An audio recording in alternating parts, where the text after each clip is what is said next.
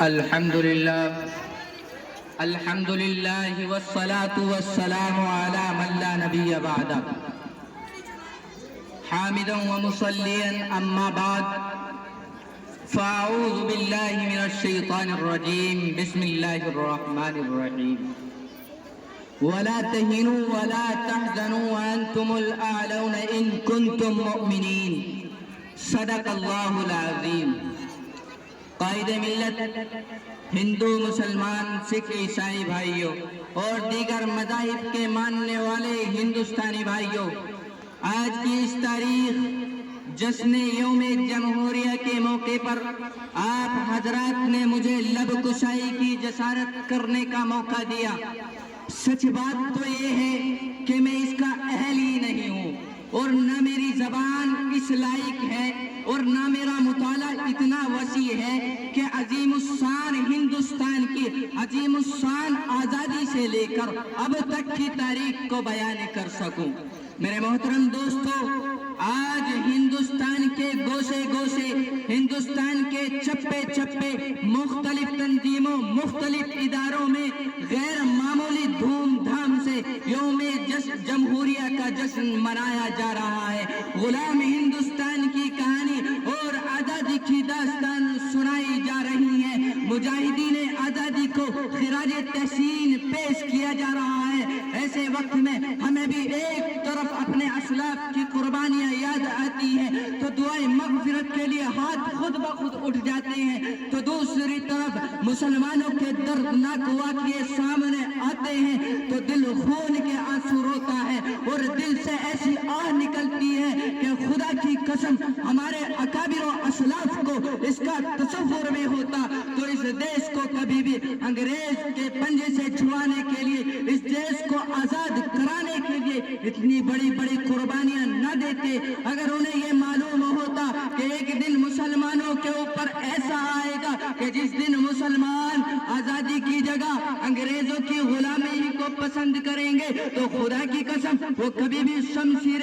برہنہ ہو کر میدان جہاد میں نہ نکلتے. میرے محترم دوستو، ہمارے اکابر و اسلاف نے اس دیش میں اپنی قربانیاں دی ہیں، اپنی جانوں کا نذرانہ پیش کیا ہے اور آج اسی ہندوستان میں مسلمانوں کے اوپر ظلم و ستم ہو رہا ہے. میرے بھائیوں،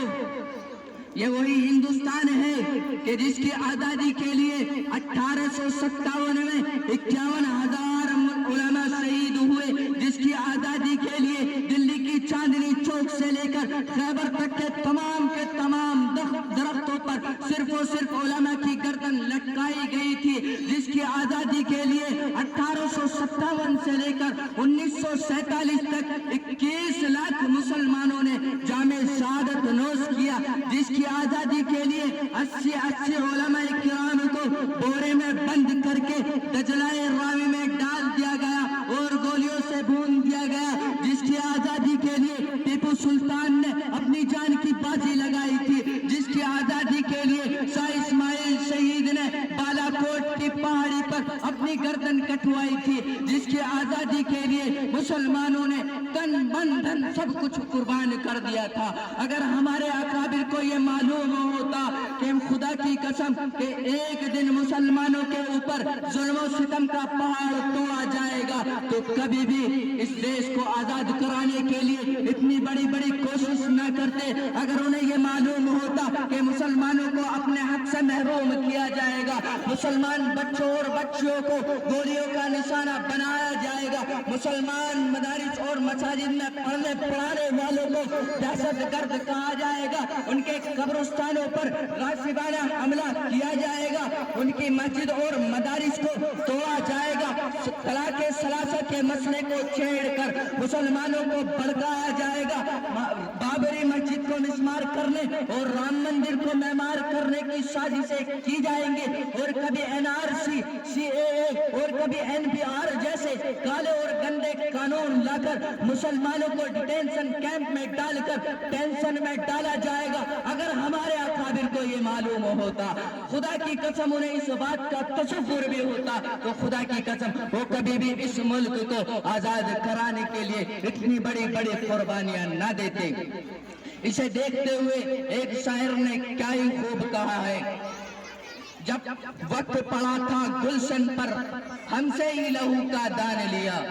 جب وقت پڑا تھا گلشن پر ہم سے ہی لہو کا دان لیا، ہمارے ہی لہو کی چھینٹوں سے ہولی بھی منائی لوگوں نے۔ وآخر دعوانا الحمدللہ رب العالمین۔